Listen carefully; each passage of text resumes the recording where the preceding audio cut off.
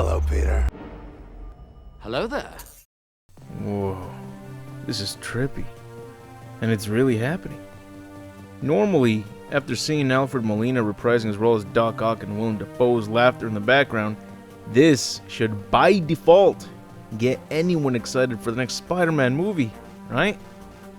Well, I can't really share the same excitement. We've had over 10 live-action films with Spider-Man in it. Sounds crazy just thinking about it. But not all of them have been great. I love Sam Raimi's Spider-Man trilogy. 3 has its ups and downs, alright. Man, you corny! But I can honestly say that I enjoyed it. And I always have a good time rewatching that particular trilogy. If I could change anything from those movies, it would be the Green Goblin's costume design. Venom should have had a long one-on-one fight against Spider-Man. Venom should have kept his mask on more often.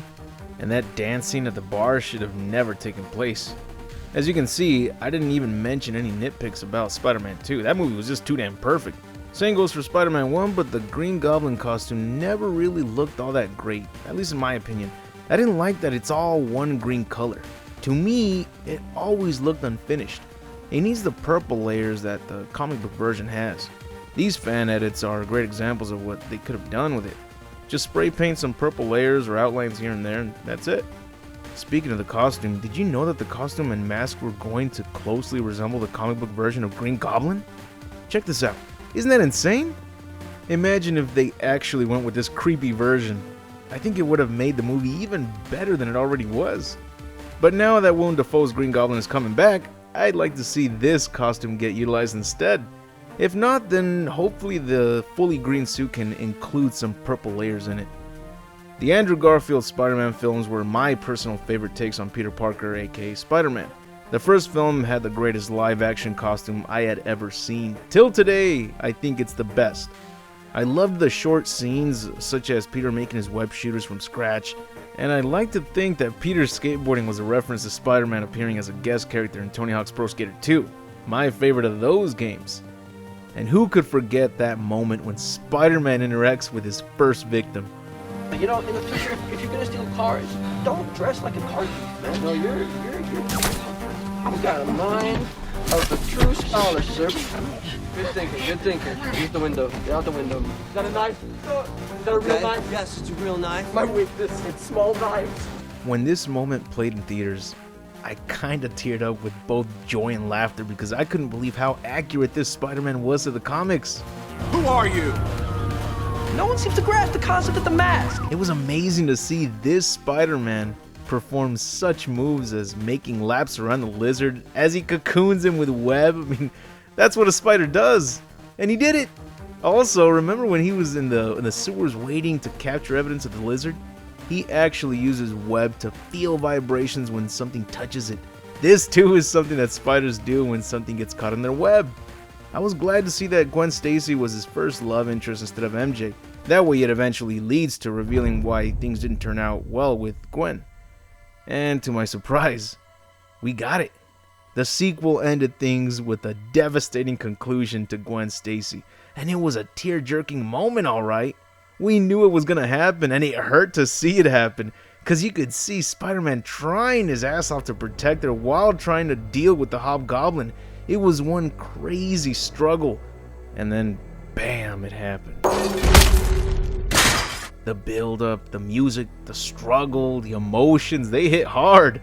I loved the Hobgoblin's design too, by the way, along with his theme song. And yes, the music, oh my god, I forgot to mention the soundtrack score. What a fantastic score. I get that The Amazing Spider-Man 2 had its problems. I hate Electro's character and his costume design. In fact, I can't even call it a costume. It's just a mocap suit with PS3 graphics. I'm not a fan of characters covered in CGI. It tends to look fake as shit and less believable. I don't necessarily hate the design for the Rhino. Trust me, that is way better than a dude wearing a skin-tight rubber rhinoceros suit. Looks too derpy. So I can accept this tank-sized Rhino transformer, I guess, because I can't really think of anything better. Try to visualize a cool design for a villain that uses his forehead to attack. Not easy, huh? So, let's see.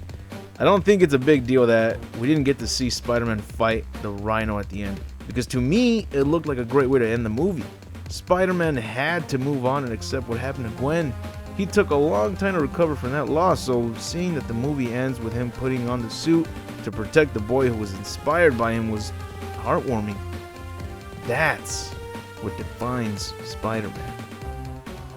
However, that is in no way close to how I feel about Tom Holland's Spider-Man in the MCU.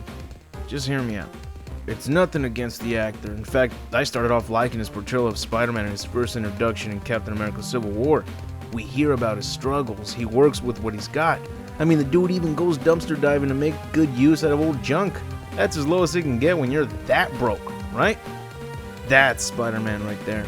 I was glad to see that they weren't retelling his origins, since everyone clearly knows how he became Spider-Man, and that his Uncle Ben inevitably dies, which makes him commit to saving others and doing what's right, while keeping his identity a secret from everybody.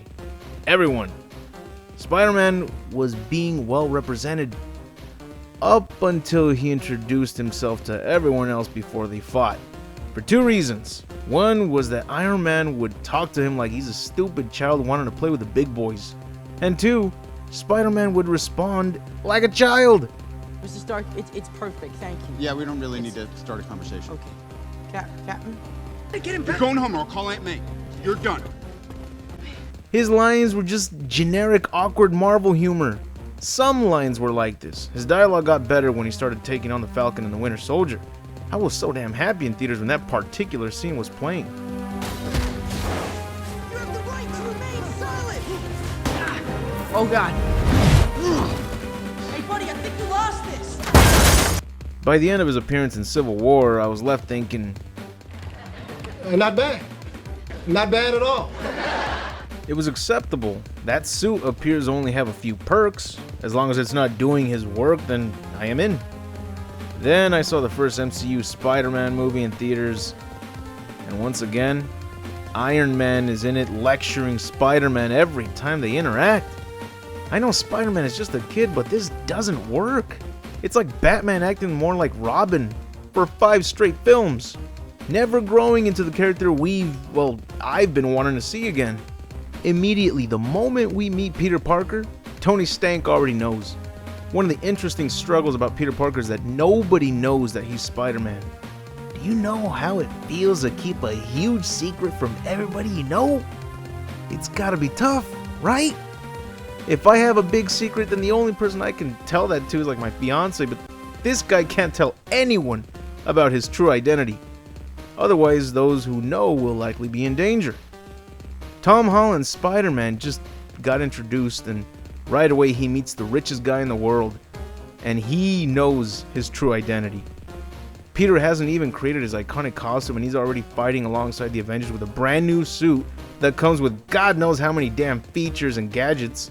My point is, he can now talk to someone about his biggest secret, and it's someone he can automatically trust. So you can skip the part where he must struggle to trust this man or not. And he's rich, too damn rich. So Peter's money troubles? Gone. No more dumpster diving for this kid. For now on, your life will be filled with luxury, especially since he digs your aunt. Start calling him Daddy Stank. She's fine for some reason. What the hell's that all about? What happened to Aunt May? She's supposed to be old and wrinkly. Oh yeah, you can't be too old in modern day Hollywood. They need young faces to make tons of sequels with these actors. Can't have an old person as a supporting role anymore. They might die of old age next time the director yells action.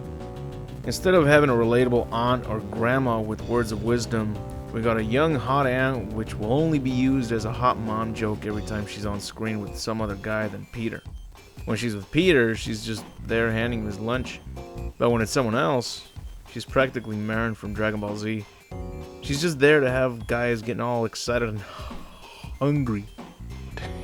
Yeah, boy. I don't know why they decided to change an important character's concept to an on-running joke when it was literally the reason why she was a beloved character. Unfortunately, that's just Marvel Studios for you.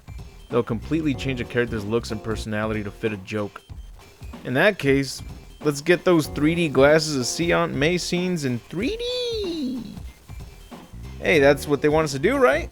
Turn your brain off and act all excited for any scene they throw at us? I mean, we know what they're trying to tell us with this, Aunt May. Oh, and Aunt May finds out about Peter being Spider-Man at the end of his first movie? What the f? Why? Because we need a fucking joke to end the movie with. Was it worth it? No! She doesn't show concern for his ass in the next film and instead appears to encourage it. Here's your suit, Peter. Have a good day in summer school. Man, so what do I see when I'm looking at Tom Holland's Spider-Man? I see Iron Boy, the happy sidekick of Iron Man. Although sometimes he acts more like an energetic dog that's happy to see its owner. I mean, Tony even rewards him when he does something right. Here you go, boy. A new Iron Boy suit. Just for you. Now don't screw up the next movie or I'll take it away from you and you won't have him back until you're a good boy again. Say that shit to Tobey's Spider-Man, he'll be like, go ahead, take it. I don't need your mocap suit to kick ass. And then Tony would be like, okay, Spider-Man. And then on, he would just respect Peter and not treat him like he's a child for another movie. And another one. It's ridiculous how we have a new live-action Spider-Man movie every year or so, and yet I don't feel like watching any of them related to the MCU. It doesn't help that these films are just littered with green screens and mocap suits. What the hell happened to set designs and actual costumes? I want to see a live-action movie, not a PS4 cutscene. That's what Spider-Man's costume looks like now, especially with that armored suit. That Peter Parker has too many overly advanced gadgets to the point that he doesn't even need to press a button to put the suit on. He could probably just sneeze and his new suit appears in like the blink of an eye. I mean, give me a fucking break here. How am I supposed to feel invested in this Richie Rich Iron Lad? Cause he's Spider-Man? Nope, not to me. Make it official and call him Iron Boy or Iron Lad, Techno Boy, anything but Spider-Man. He's just not him. He doesn't act like him, he's not even relatable. What's to like about him? The most anyone can relate to him is that you either live with a hot aunt, which would be weird as fuck, or that you too have a fat friend you kick it with most of the time. The thing is, Tom Holland's Spider-Man has not had consequences. Well, up until now, I guess. The last Spider-Man movie revealed to everyone that Peter Parker was Spider-Man. The Bubble Boy himself didn't give a fuck about being the world's biggest snitch. I mean, that is what it comes off as. Although it also reminds me of something else. I come to make an announcement. Spider-Man's a bitch-ass motherfucker. He pissed on my fucking wife. That's right. He took his Spider-fucking Quilly dick out. So Tom Holland's Spider-Man doesn't deal with consequences up until now. And the problem is that everyone now knows who he really is. This is a big problem that he must deal with. And seeing that the trailer shows us how it's actually becoming a problem is great. Because every other time that someone found out about his true identity, the shock reveal was played as a joke. So at least this time, they can show the true negative impact that comes with it. Only, it looks pretty damn cringy. Look at all these drones pointing their cell phones at him. Do any of them not think for themselves? For shame, you sheep. Anyways, I'd like to see where this goes. Oh, apparently Peter goes to Doctor Strange for his answer. To get him to reverse time. Consequences? No thanks. Let's just reverse time instead. Why? Why does this Spider-Man have to be another Barry Allen from the Arrowverse? Clearly Peter isn't thinking straight. This is a stupid observation, Peter. Dr. Strange, talk some sense to this kid. Give him a vision of what the world would be like if he were to do this. Wait. He's doing it regardless of the consequences. Oh my god. This is something that can easily be solved. Transfer his ass to live with the Avengers or Sky High, or, hear me out, the Mutant Academy. The idea of these crossovers will whet your viewers. I know he's not a mutant, but anything but this. Oh, but then we wouldn't have this super cool crossover that will obviously put many asses on those theatrical seats. You know what this is? Hollywood dangling the nostalgia keys in your face. And you're just as amused as they want you to be. Yes, it's surprising to see these actors reprising their roles, but for the MCU's Spider-Man? Damn. So what would I like to see in this movie? It'd be great if Spider-Man can wear an actual tangible Spidey suit. I don't know if that's a stretch. I feel like I shouldn't even be asking for this, but apparently that's a problem now. The beauty of a live-action Spider-Man film is to see what Spider-Man would look like in real life. PlayStation 4 graphics aren't that real. I want to see an actual, real-life Spidey suit. This isn't Inspector Gadget, so I don't want to see a super technological advanced umbrella pop out of his suit on a rainy day. This is Spider-Man. Make his ass broke. Give him struggles, not mocap suits. The best example I can think of is the Spidey suit from The Amazing Spider-Man 1. Look at those colors, the texture, the details. You can almost feel the grip just by looking at the material. I can almost taste it. But this? Sorry if I'm not amused by yet another generic mocap suit. It just sucks that usually the only way to see the actor wearing the actual costume is if he's unmasked. But once he puts on the mask, it's back to those PS4 graphics. It's a good thing that not every single character in the MCU films wear a mocap suit. Thank God for that. Otherwise we wouldn't have amazing character designs like these. I just feel like the Spidey suit should always be worn instead of a mocap suit. Another problem with the current day Spidey suit is that even its physical design looks fake. So even when Tom Holland's actually wearing the suit, it's hard to tell if it's real because of how the colors pop too much. The material is too clean, too smooth, so you don't even see any wrinkles in the fabric. Shadows aren't even present, probably since they're always filming indoors for those green screens. And there's too much lighting, so shadows aren't visible.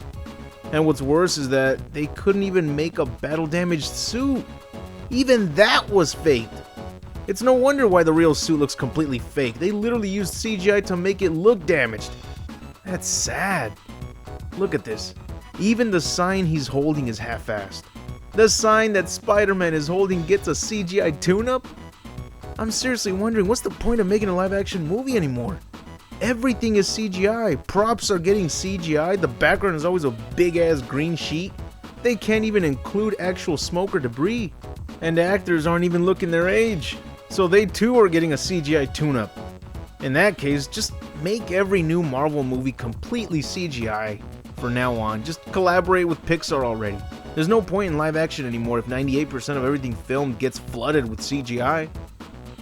Hollywood loves mocap suits. And that was even the Bubble Boy's true costume. Man, what would Hollywood do without mocap suits? And NetherRealm Studios.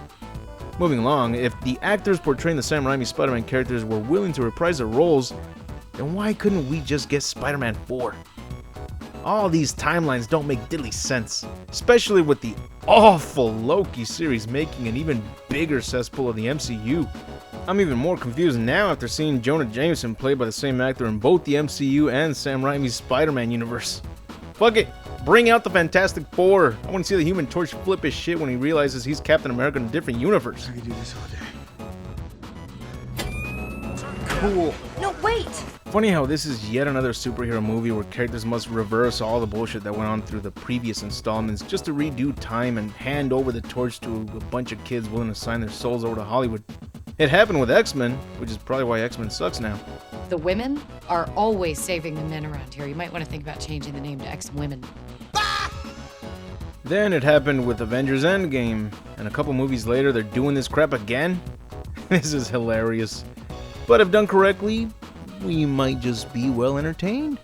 If Tobey Maguire shows up, which I'm sure he will, please make it a worthy appearance.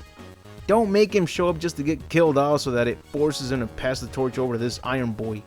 I'm not even asking for him to fight, just give him some heartfelt dialogue where he gives advice and doesn't just show up to clean up after this Peter's mistakes like every other adult he works with. Don't have Tobey's Spider-Man be degraded just to force Tom Holland's Spider-Man to look good. I'm just tired of all these old actors coming back just to get butchered and add shock value, which usually is caused by the character getting butchered. I really don't know how they're planning on making this work. I can't even think of a proper way to make this work myself. The premise sounds terrible, the crossover sounds interesting, but since they haven't exactly done a great job with this Spider-Man, I'm not invested in him. And the only reason to watch this movie is just to see Alfred Molina and Willem Dafoe, Tobey Maguire, and Eric Foreman come back in the same flick. Maybe Eric Foreman won't be reprising his role though. What the hell? Trust me, I want to be excited to see them coming back, but Not like this. And one thing for sure is that we imagine something better in our heads before we see these products. And do they deliver? Not really. For example, I imagine seeing these classic villains all in one room discussing what to do. Same goes for all the Spider-Men. My mind is blown just thinking about how their interactions would go and how their teamwork would turn out as well. Maybe they would each fight their villains separately at first. Good guys lose until later on by the end they work together to fight them all off, all in one big fight between all baddies and all three Spider-Men. But Hollywood tends to screw these things up, so I can't imagine that's what's gonna happen. Trailers tend to hype everything up, and chances are that these villains might only show up for the last 10-15 minutes of the film. Maybe everything spectacle that we see will end up being the last 15 minutes of the film. It's always been this way. In the Spider-Man 3 trailer, we thought Spider-Man would have a badass one-on-one fight against Venom. That didn't happen. The Amazing Spider-Man 2 trailer hyped up the fight between Spider-Man and the Rhino, and that too didn't happen. The track record of these superhero flicks started off great, but not only are they getting worse, but now mostly every Hollywood blockbuster is just a superhero movie. And the humor, oh god, it's always the same execution. I could easily come up with a joke, an MCU joke. Let's see. Have Thor and the Punisher in the same room. Punisher asks, "Who are you supposed to be?" Thor replies, "I am Thor, Guardian of Asgard, and currently a level 98 on Fortnite. It's a challenging game. I'll send you a friend request and teach you how to build a fort." That's it, that's the joke. Telling me it ain't an MCU type of joke. I just made that up at the spot, and I'm no comedian. I don't know about you guys, but I'm tired of them. If it wasn't for this crossover, I would have said that we've seen it all. And since it's these particular characters, damn, we gotta watch. I hope it's great. Not excited since, the track record, but whatever, I guess it's happening, so just enjoy it. Something there has to be worth watching, right? I heard that even Andrew Garfield will appear, so I do look forward to that. Hopefully he too does not get butchered. That's all I gotta say. And Hollywood, either use these characters wisely or don't use them at all. I'm out. That's it for the video. If you enjoyed the video, hit the like button to give this video a chance to grow. I'd like to thank all my Patreon supporters for their impeccable generosity. Your support means a lot to me, and you are part of the reason why I try to make the best content that I can. And if you like this content, check out the rest of my channel. You'll find more entertainment from separate franchises I like to cover, such as Mortal Kombat, Dragon Ball Z, Celebrity Deathmatch, Men in Black, The Mask, Batman comics, The Terminator, TMNT, Dino Crisis, Resident Evil, and more. If you're a Patreon supporter, check out my exclusive videos such as the Gantz content. And if you'd like to show your support, go to my Patreon and support the channel, which is only $1. Sacrifice that McChicken for extra quality content, my friend. But anyways, I'll see you all in the next video, and remember to have an awesome day.